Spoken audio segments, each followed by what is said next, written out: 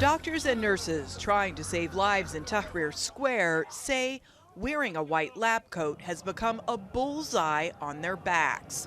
Many were afraid to speak with us on camera, saying they're worried the government will retaliate against them for volunteering after their day jobs to treat injured protesters.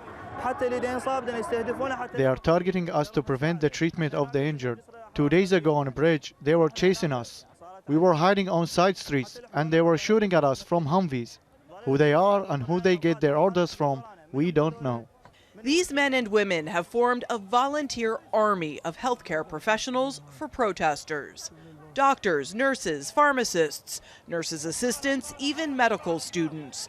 Work in tents like this one spread across Tahrir Square, which has become the epicenter of the protests. The wounded arrive in a steady stream, primarily via tuk-tuks, which can more easily navigate the crowds. The medics also venture out onto nearby bridges, which have become battlefields as protesters confront security forces. This is a first-time experience for me and I'm not scared. I saw they are like my brothers falling injured and no one cares about them. They are also targeting us with live ammunition. The Iraqi Human Rights Commission says at least 4 medics have been killed in Baghdad since anti-government protests began on October 1st. The medics we spoke to say the people shooting at and attacking them are wearing military uniforms. We talked to Iraqi military spokesman Abdul Karim Khalif about allegations that healthcare professionals are being attacked. There are 60 to 70 people belonging to one political group and they are wearing anti-riot police uniforms. They go to the front of the protesters. They are not anti-riot police. They are not part of our forces.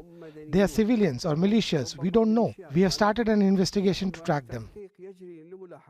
Khalif says these people he calls infiltrators are also attacking security forces. In Tahrir Square, medics are now feeling especially vulnerable after 2 of their colleagues were recently stabbed in the back, walking among the crush of protesters to get to the wounded. They say their determination to help and heal all in need is stronger than any fear. Medical sources say on Saturday evening, as a result of heavy tear gas bombardment at one of the busiest clinics in the square, they were forced to tear down. They have since moved to what they hope will be a safer spot to help protesters and security members who are injured. Natasha, thank you very much for that. Natasha Ghonim live for us in Baghdad.